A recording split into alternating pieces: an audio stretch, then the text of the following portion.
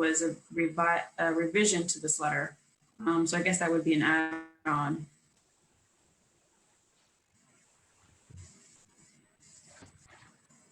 And it is also part, it is part of the agenda as 19. That is synonymous with the one that you submitted additional paperwork for. Do you desire that to be an agenda item now or on the agenda A?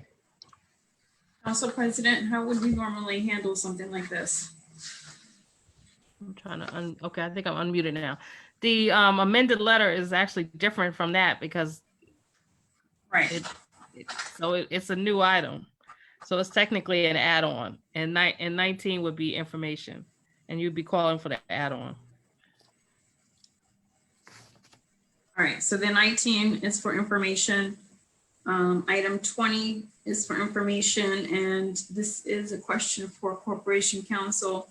That was an amendment we did to legislation, and I think that there was another piece of legislation that also needed to be amended from the same date. But I'll follow up with you via email because I don't know if we need to add that on. I'm sorry, is that that's for 21? Sorry.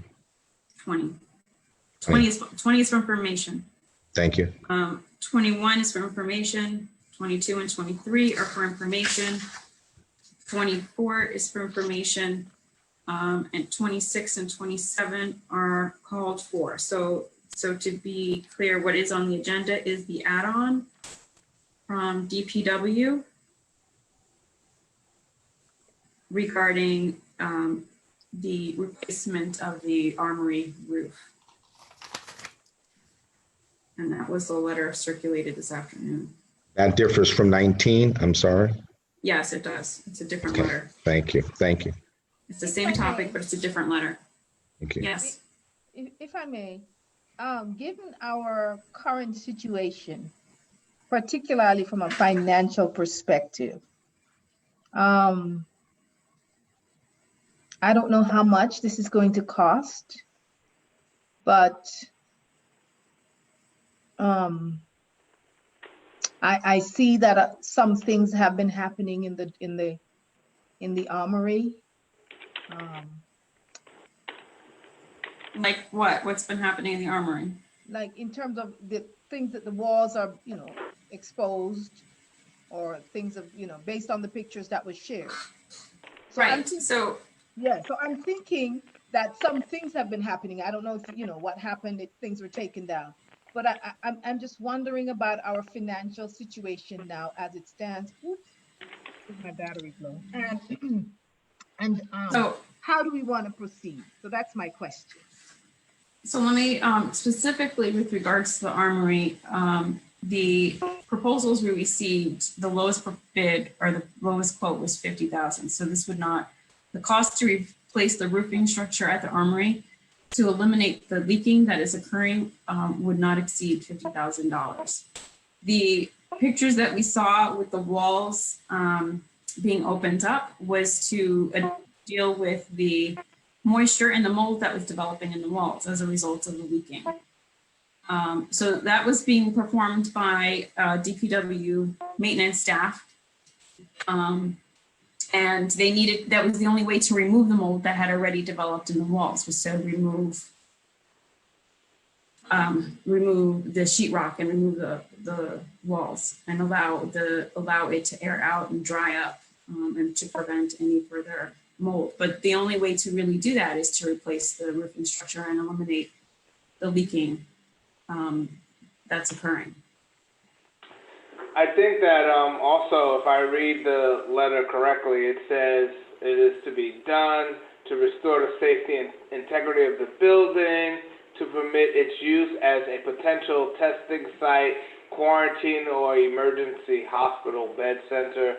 I think that's in line of if we need to use it, let's do the repairs now. It may qualify for some funding or reimbursement in the future.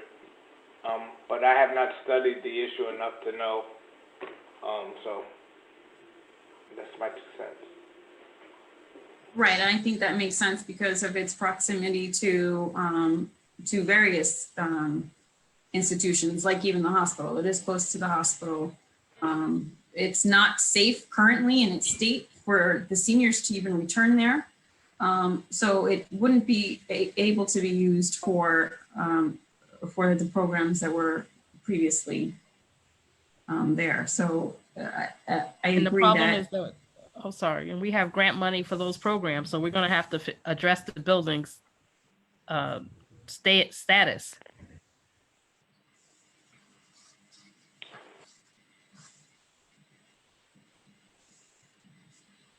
Are there any other questions with regards to the roof structure at the Armory?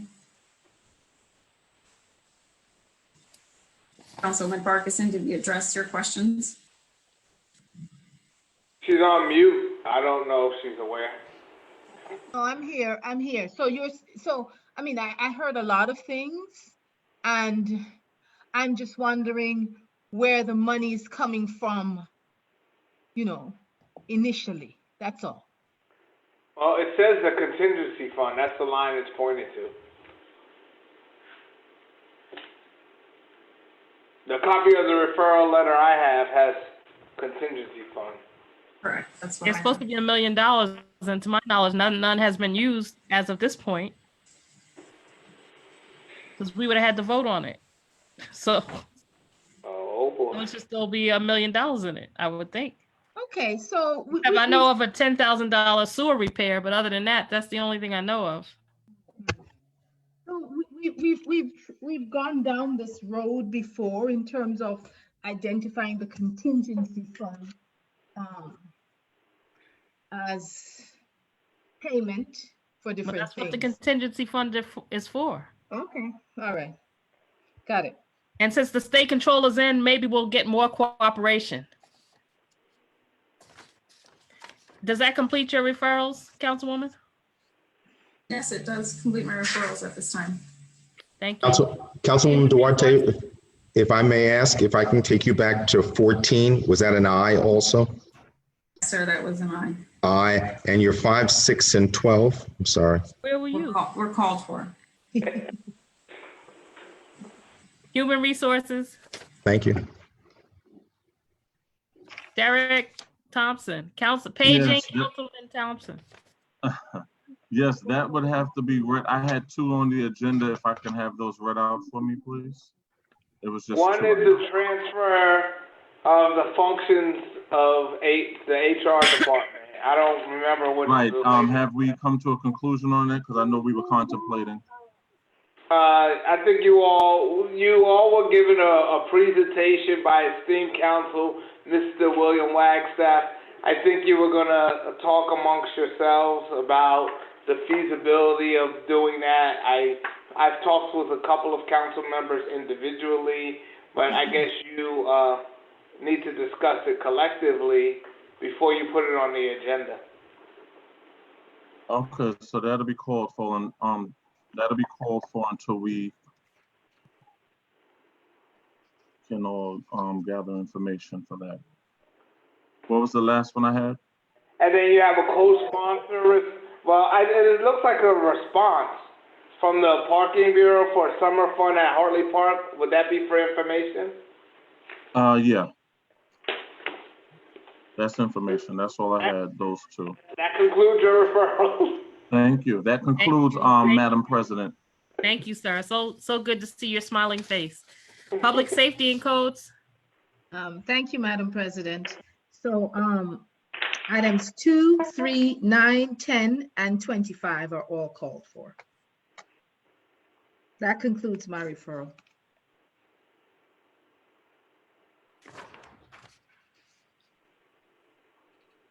Thank you very much. Wait, like, dude, like, where are, never mind. Finance and planning. I don't even want to know. I'm struggling with my allergies, and here you are sitting on the freaking beach. I love that social distancing. I love it. Finance and planning. Thank you. Number 1 is being called for. Number 4 is being called for. 7 and 8 are for information. 16 and 17 are for, I'm sorry, 15, 16, and 17 are for information. And 28 and 29 are both for information. And that concludes. I just want to, I guess, I don't know if you've all discussed this. I had made a recommendation that we suspend the use of Kronos because of some information that I've gotten from two departments. But wait, hold on one second. Hold on one second. Councilman Griffith, I thought we were calling for 16 and 17. You said are for information, the site plan review, and the I'm sorry. the recommendations for site plan review. Well, yeah, but those are for information. I don't think we need to, we're not gonna act on it based on these two letters. I think we're gonna act on it, right? On our, through a letter that is completed by William Long. All right. And I had a question, if I may, Madam President. Sure. Item number 4, the meta zone rezoning request. Right. What's the question? What's the delay, the status? So I believe William Long needs to look into that also, because we need to write a letter to the state saying what our zoning intents are. So that's not anything we can write. William Long can write that. And I'm not sure. So William Holmes, I think we may need to refer that back to William Long just so that he can review and see what type of letter he needs to write. I thought that was something also being reviewed by Michael Zarin. No? Wasn't he also provided? All that's through William Long, right? If William Long doesn't feel like he's prepared to answer that question fully, then Darren needs to chime in on that. But we are all approved the use of the facility. We just have to write the letter that satisfies New York State. Thank you, Madam President.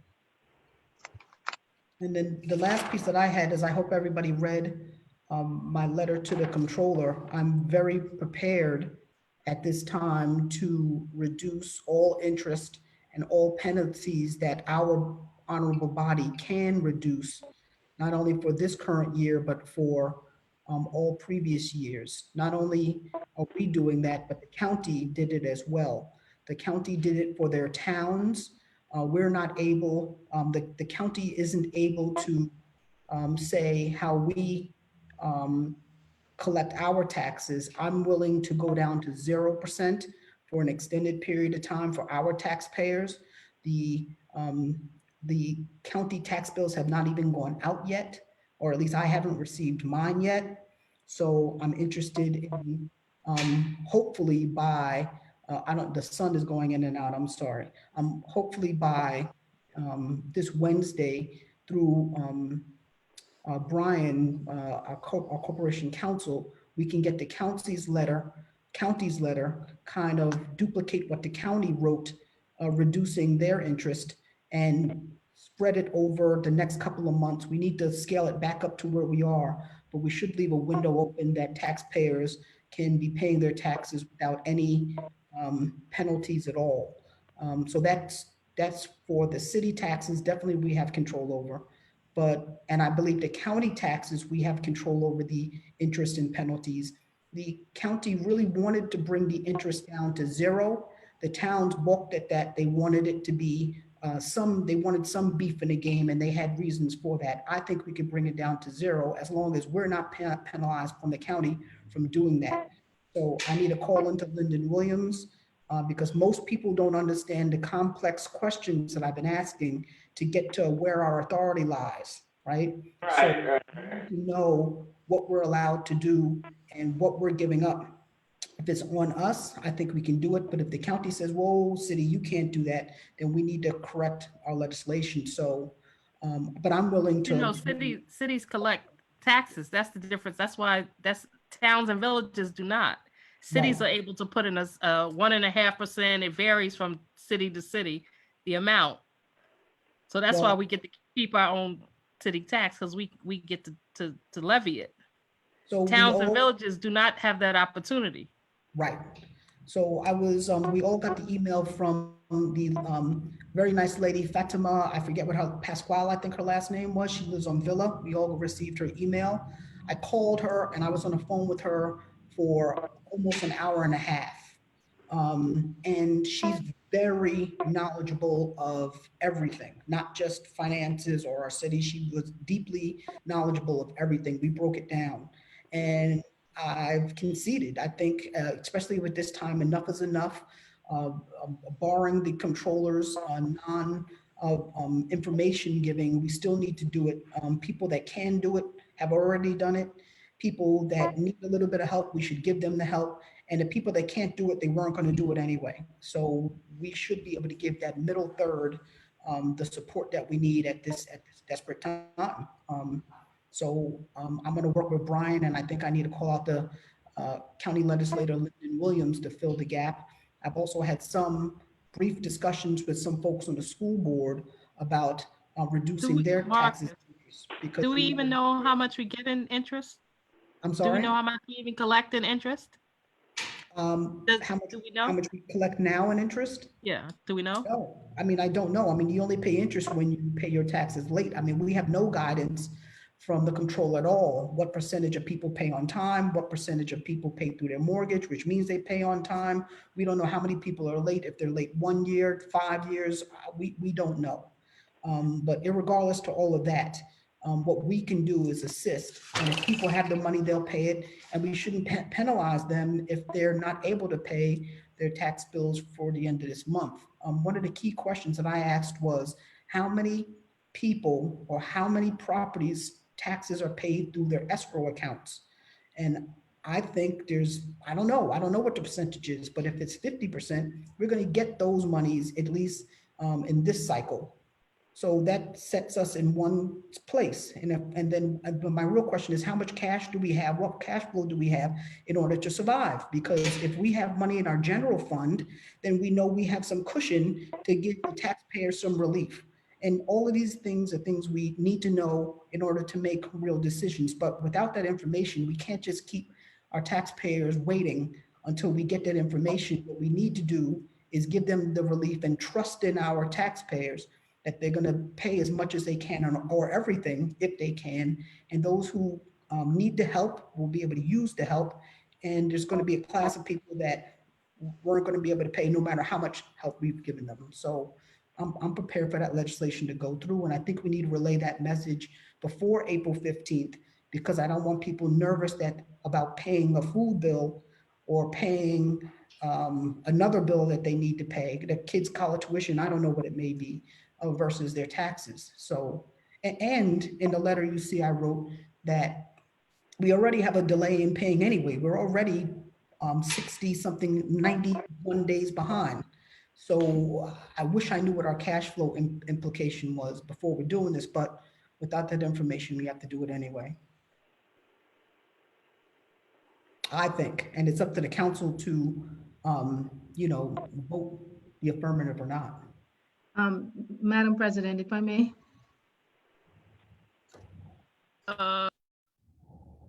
Unmute. Yeah, go ahead. Yes. Thank you. So couple things. One is I've had 2 calls from taxpayers indicating that they paid their taxes and their checks are uncashed, right? So that's a problem. So I'm wondering if this council could perhaps document, write to the controller to say that that is something that has been reported. And of course, that's going to impact our cash flow, Councilman Griffith, right? So, and ask what's the process and what if anything is causing the delay? Because the folks themselves are concerned that they've written these checks, large checks, and it's taking this long time to get out of their account. Yeah. So I think we should follow up on that. The second thing, if I may, is this online, is the fee for online payment. Now, I don't know what the typical arrangement is for other cities and towns. If there is a third-party entity that collects these payments and so therefore causes a fee, or if the municipality itself has the mechanism in place to accept online payments without this significant $80, $85, $90 cost to the taxpayer. So I think that that's something that we need to examine as a body. I mean, we haven't had reason, I think, to look at it before because we've never been in this place. But I think it's something that needs to be examined because $85 is a lot. And I know that some municipalities are giving back in some way, trying to credit the taxpayer the fee that they're paying for using this online payment system. So that's Madam thanks, President, Madam may I? Sure, go ahead. So a couple of things. First thing is that people have always complained about their checks being written and them not being cashed swiftly. That's a very common argument that people have had. And even when Maureen was controller, she's the only controller that I've done business with. So a part of it may be, I'm not defending the controller, but we have to inject some reality. Part of it may be our situation where normally these mass of checks should have come in January, and that mass of checks is coming in a off period time. So two things, and I'm not defending the controller, and I have no proof of what I'm saying. I just know that part of the city situation is two things. We've always had those delay in cashing of checks, and two, we're off schedule, if you will. So I think people need to be patient, and it's hard because that money isn't out of their account, and we know our constituents want that money gone out of their account. And that's why I think we also need to write the legislation to allow for partial payments for 2020. Because quite honestly, people may want to pay their entire city tax bill, but they may want to reserve an extra $1,000 because they don't know if they're going to have their job for food. So we should also allow partial payments for 2020. And if we didn't do 2019, we should do 2019 as well. I think we did do 19, but we should do 2020 as well. And the second part, Councilwoman Farquharson, was the charges for the credit card payments or the debit card payments. For what I understand, those charges are direct charges from the credit card agency or the swipe card agency, whether it be a bank or whatever vendor we're using. If we do have beef in that game, you're absolutely right. If the controller relays what that percentage is, we should relieve that as well. Because yes, people should be able to go online to make payments since they don't have access to the building. We shouldn't penalize our constituents for that either, but we don't know, I don't know, and nor do I believe we're going to get the information from the controller as to how much of that percentage, and that is a percentage, it's not $80 per se, it's $80, which is based on the amount that that person was paying. If your tax bill was $1,000, maybe the fee would be a minimum $35 and then go up from there. So that's how it works. It's in the people's best interest to simply mail in the check. And you should relay to people that you can mail in a check, and as long as it arrives by April 15th, it's timely.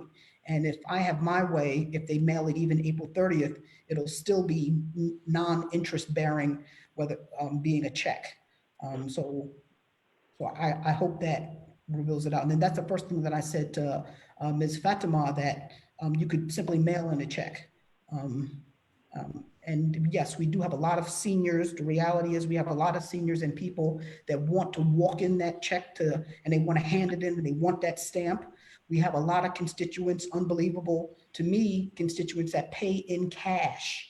They pay in cash and they don't have the option to pay by credit card or even use the bank. A lot of people pay in cash. So this office has to be open. It has to be secure for people to come in and pay in cash, because cash is king. I don't know any other option that we have. I wish the controller was available to talk us through this so that we can make things available to her. I believe it's a 3% fee based on, some constituents who reached out to me and have had questions, and I walked through the process with them, and based on the fee that LexisNexis charges them, it looks like it's 3%. Then with regards to the cash, I believe it was Corporation Counsel who shared a photo of the notices posted on the comptroller's doors stating that they're not accepting cash payments. So well, that's unheard of, right? So they you know, and I have to say this, I don't know what the controller's office really is a department. She should not be making the decision to close her office on her own. It's not her decision to close her office. She is a department of the city. Yes, she's the controller and she's elected, but that office has to be manned. It's a mandatory critical office to be open. So if people want to come in with cash, the controller should ask for a police officer, not a security guard, to secure the cash that comes in. It should be counted, and she has to run a skeleton crew to make sure that cash is accepted. Now, maybe she wants to confine her hours to a more defined time. She can get the flexibility if she asks for it, but you know, doing everything how she wants it done is just unacceptable. It's strictly unacceptable. So what we've had over the last 2 weeks or 3 weeks is that the access to the comptroller's office has been whittled down. It was from 8:30 to 2, then it went to 8:30 to 11:45 for several days. Last week, out of nowhere, it closed early at 11:45 on Wednesday, and it was closed on Thursday and Friday with no notice to any of the other people, because we would have worked with her and tried to fashion a solution if they had an emergency, public health emergency down there. At a minimum, it should have been put on the website. It should have been a blast email to people rather than just to have the people come out of their homes at risk to themselves to only find that they could not pay their bills. I've extended time and time again to the comptroller to help on a variety of issues, and she's not receptive to that, so I don't know what I could do.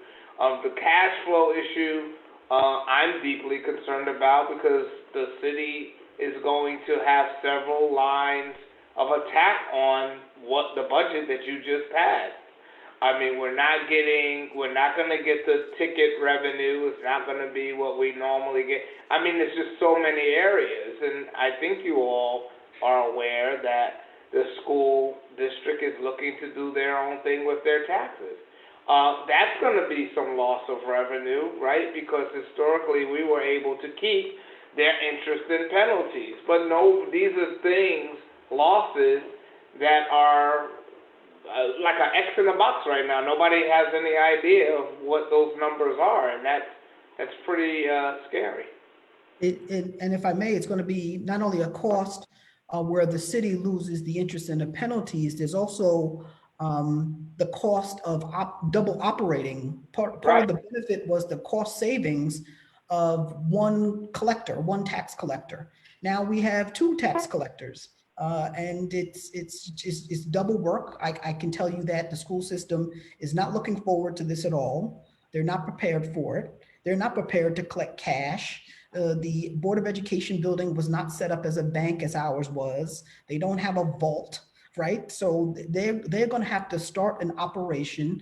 I don't think they understand how many checks come in. It's an accounting difficulty. I'm not saying it's impossible, and clearly they can do it. But it's not something that they're in a business of doing. And they've also said that they would be very happy to go back to the way it was once they have somebody that's giving them their money that they deserve in a timely fashion. I am getting some numbers from different agencies to try to figure out how deep the problem is. And the numbers that I'm hearing from the school district are not as bad as I thought they were. Right? I'm also hearing that there is a schedule as to how we can delay the payments to the school system, right? So yes, we have to make them whole, but there's a schedule as to how we make them whole, right? So on January 31st, we're not expected to give them the X many millions of dollars. There is a delayed release of those financials. And I'm pulling all of that data as much as I can. And this is something we've never done before. So it's taking me longer and harder to get that information that should be right there. We've just never needed it like this before, but we've never had this type of controller before. On another note, which I forgot to bring up, the city was looking into getting an additional ambulance. And while there is a program through New York City, there's a process to get some of the ambulances that have been come in from around the country. So our current carrier was seeking an additional, I think it was $700,000 for an additional 24-hour ambulance. So we are looking into grant funds. I know you can't make this stuff up. There are grants available, but I'm going into the ambulance business. Right. me oh too. wait, is that contractual? Should I even be, now that I think about it, Brian, should I be talking about it? Because we are live. But Madam So, President, if I may, what do we pay them now for the 2.5 ambulances that we have? Is it less than $500,000? No, it's $500,000. Right. So 700,000 for one additional ambulance just 24 seems a hours. little askew. It does seem, and there's some things that are in the works. Okay. I think that's all I can say. Yeah. Forum. Man. May have to do an RFP. See what Yeah, you get back. I think we're gonna have to, Right. because it used to be a competition, but now since a couple of them have gone out of business, it's not so much a competition anymore. It's more like a monopoly almost. But that's a story for another time. Is there anything else, Councilman Griffith? Were you? Do you have anything else? If I may, I do know my background shows the Gay Head Lighthouse in Martha's Vineyard, but I am in City Hall in the city clerk's office. Yeah, I noticed that bolt over to the left was never moving. But the idea of the chrono suspension, I want to bring back up because we need to know. I have tried to, over the course of the last year, try to get the comptroller to answer certain questions related to training and all these other things. And when the public health crisis came up, I asked for a proposal as to how we could deal with the various departments' concerns about it. I did get a partial answer. I got an answer to use sanitizer with each machine. I don't think that is a fair answer, and I certainly don't think it's a complete answer. Absent any scientific proof that sanitizers prevent viruses, I think that is it's not a legitimate answer. But particularly the departments that are concerned are departments where there's a number of people who have to punch in at the same time, right? And so now you're not dealing with the social distancing aspect of what they're supposed to do. And I asked specifically a follow-up question to which I was never given an answer to. How do you propose that we deal with that? But bigger than that, what is the prevailing reason that overrides the public health concerns at this point? What is the compelling reason to not suspend this when we see that is what the trend is in some communities? I've never gotten an answer for that. And I do have, attorneys for the unions asking me these questions, and I need either to be able to provide a recommendation that the comptroller is proposing as a solution, or in the absence of having the same, recommend that the city council consider suspending it unless and until we can get a satisfactory answer. Because, this affects the first responders. They're out there worrying about other higher level issues, and they don't want to have to worry about clustering around and having people 6 feet from them so they don't have this issue. So I think it's something, I just want one last comment. I think it's something that the council should consider. I have left my inquiry to the comptroller open-ended. So you still have the meeting until Wednesday night. No one's trying to take her her ability to recommend what's best for her office, but I do think that we need a substantive response to the issue. Madam President, if I may. Sure, go ahead. So I have a question regarding just a clarification from Corporation Counsel Johnson. So the question is about social distancing and the use of Chronos. Is that what the major concern is? Well, the concern is that the unions have expressed various different issues and concerns about the use of Chronos prior to the public health emergency. The public, Okay. right, so, but that's not the issue here. The issue here is they have expressed the issue in light of what is going on. And one of the unions, without talking too much, has significant reasons to be concerned about the health of their membership. Oh, okay. So, I mean, I hear you. I just wanted to be clear whether it was a social distancing, whether it was the risk of contamination. And I am going to say that I still believe that it can be used safely. I've just done some preliminary checking as in other organizations where Chronos is still being implemented, is still being used. So I guess I just need further understanding of, why, particularly in light of the fact that the objection to Chronos existed before this crisis. So understanding, Right. I mean, Madam President, if I may. it exists. We are in litigation about it, and there has not been a satisfactory response, a substantive response to it. Responses are, quite frankly, very superficial in nature. But I will tell you, I provided the council with MTA has suspended it. Another city has suspended it. You want your employees to not feel that they have to do something where they could get infected and infect their families.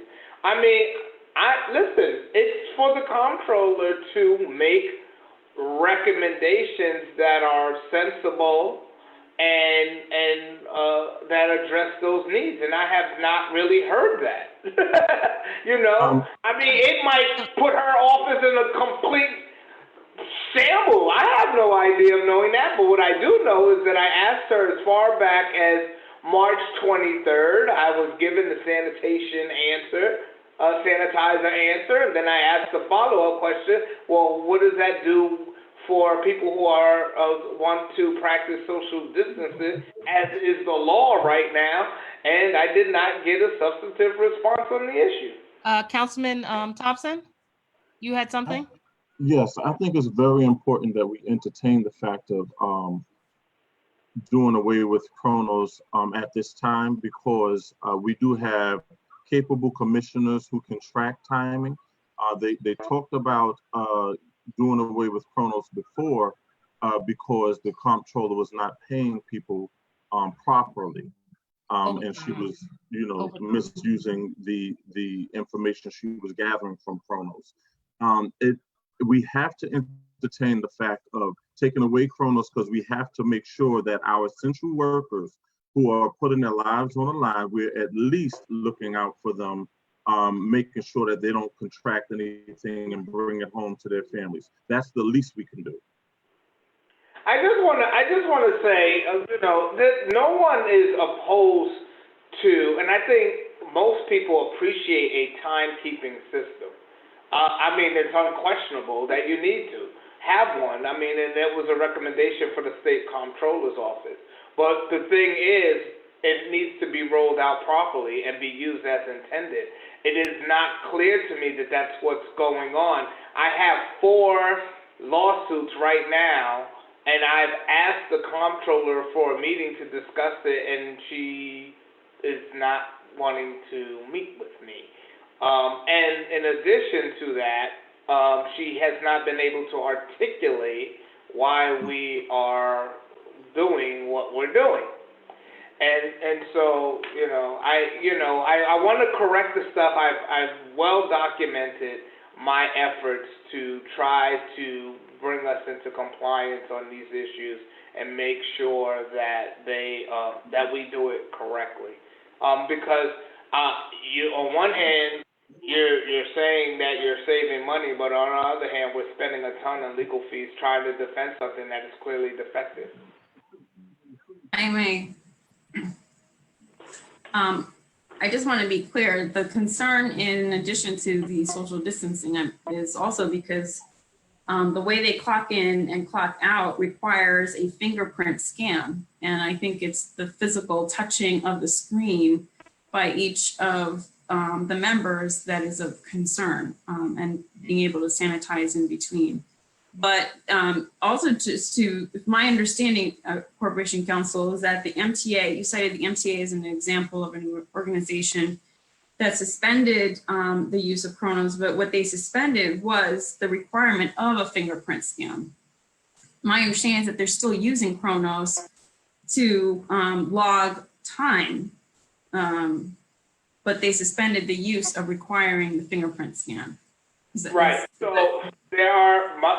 again, if I wanted a partner to be able to better understand what our capabilities are. I know in my department, we're able to do that, right? Our timekeeper is able to do that.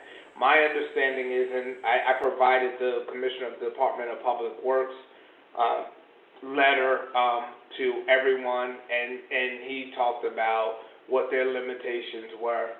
And the same with fire. Today, I did send a follow-up email because the comptroller did say, she said, well, it can be done by the supervisors or whatever. So I tried to get a confirmation or a denial whether or not that has been, that is true. I do know that one of the commissioners, at least one, and I believe both commissioners, had indicated before that they had difficulty in doing that. And in addition to that, it may be a ton of work for them that they may not be able to absorb. As we know, both of those departments that have been named are overburdened right now. Also, just to add,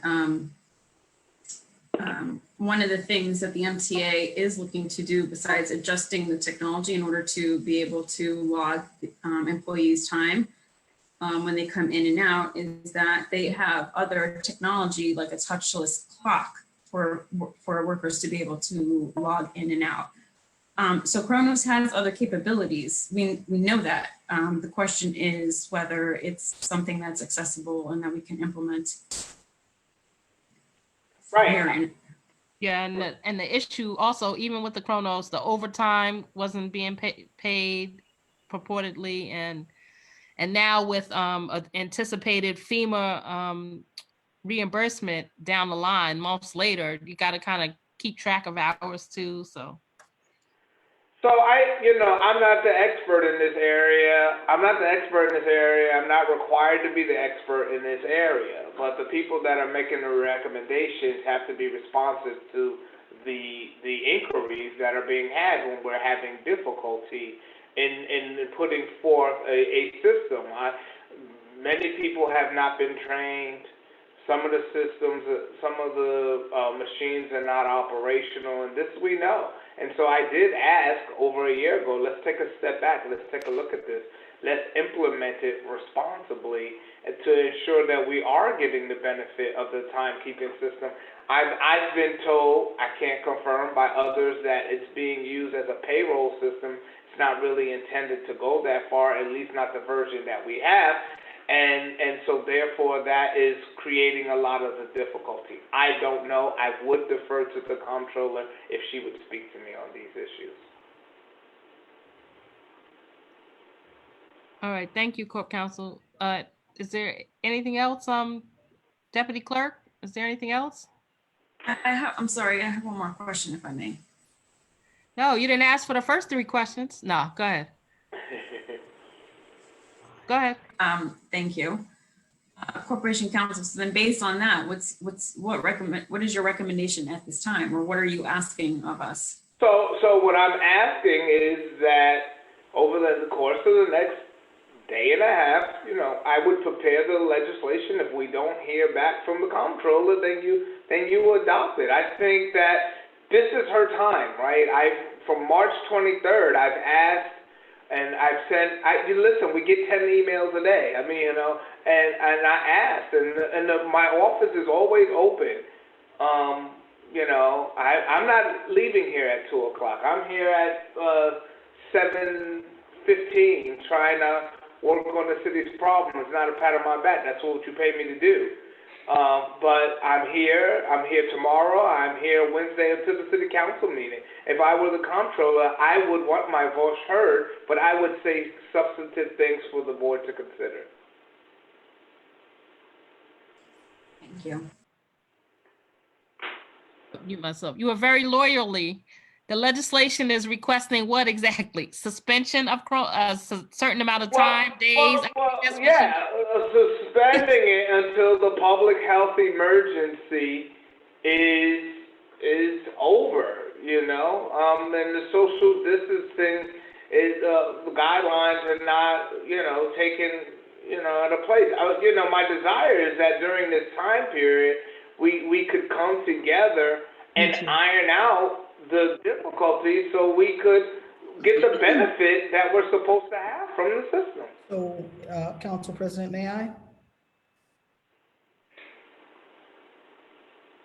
Council President, you're still on mute. Oh, Councilwoman Farquharson was first, then you can go. Yes. After. Thank you, Madam President. Thank you. Never mind, Councilman. Listen, so Madam President, I was wondering if, and the Corporation Counsel, if the letter could be an and/or, right? Because like Councilwoman Duarte just shared, and kind of anecdotally what I came to understand as well, that there are other ways of utilizing Kronos in a way that promotes greater safety for our staff and doesn't expose them, right?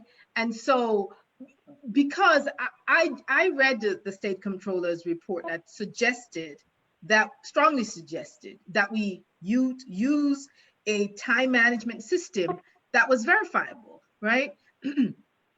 And so I think I would hesitate, and I'm going to just be honest, to vote to suspend Kronos at this time, especially given that we're going to be under the scrutiny of a state comptroller's audit. And so I think we should explore what else can be done. How do we get the touchless clock? Can we do that? Is that something we could do? Or is there a way to swipe your ID, which I know some places are doing? So what else can be done? And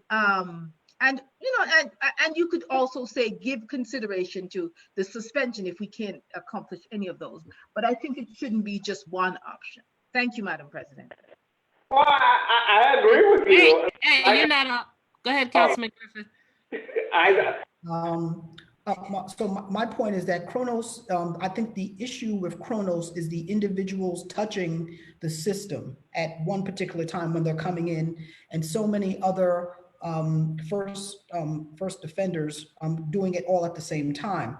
Kronos is a system. So what we need to do, and I wish the controller has again failed us in this regard, because she can add some level of relief to our workers, but still keep the system flowing, right? So there may be an opportunity for there to be a mitigated piece where there's one person who clocks in everybody, the supervisor clocks them in into the system. They just simply don't have to, we can relieve them of using their fingerprint on the system.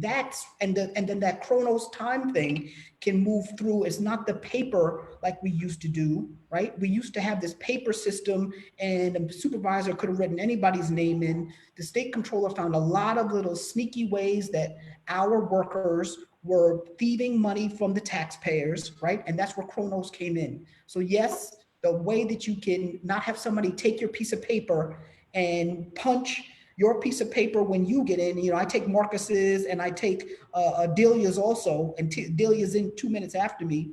Your fingerprint was right? So we need to relieve them of the fingerprint, the biometric piece of it. I just remembered that word, right?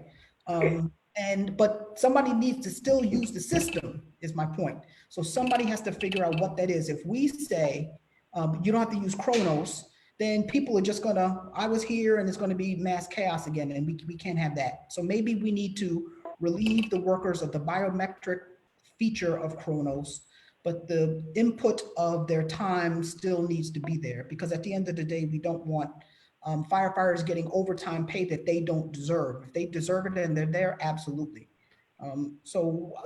Unfortunately, It's Brian, usually we're not gonna the have to, firefighters that are at issue, but well, I mean, whoever it is, right? I'm not, it's just the police, the firefighters, I'm not sure exactly what the issue is, but Well, I think part of the problem is Kronos doesn't calculate overtime anyway, so that's a whole nother issue of time being expended. Be that as it may, I'm not, it was my hope to get a recommendation. It's still my hope to get a recommendation from the comptroller's office, one that will deal with the public health concerns.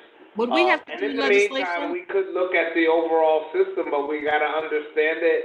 And, it's a city system, right? So we all want it to work well. I don't think anybody is disagreeing that we need an effective timekeeping system.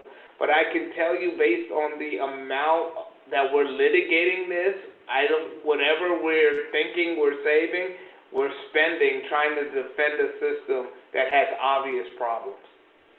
so then Corp let's counsel, would we have to legislate to stop the fingerprinting? We'd have to legislate that? Well, Or you is that just adopted the policies for Kronos. Right. The comptroller should be recommending the policies, Got it. city policies, and you adopt them, right?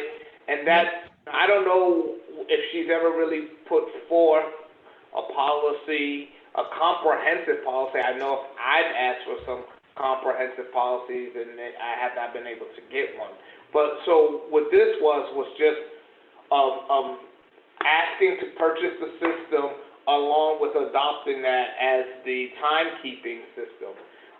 But it's being implemented a little bit more than that, I think, and that's where maybe some of the problems. But I'm not an expert on it. I'm not. I offered to help. I'm still here to help. I certainly, I understand the need to have a timekeeping system, right? So. All right. Councilman Griffith, you were going to say something? So my recommendation is that we step into the legislation and maybe, Brian, just do the wording of the biometric touch feature, relieve them of that for now, but Chronos will still be used for the timekeeping system. And then we'll get the feedback back. And if we have to adjust, we'll adjust. But, just talk to our workers touching that system and go from there. And I'm willing to move forward with that piece of legislation. Okay, sounds like a plan. Okay. Is there's anything else, Mr. Clerk, or? Yeah, You have anything else? yes, Madam President. Just some logistics about Wednesday's meeting.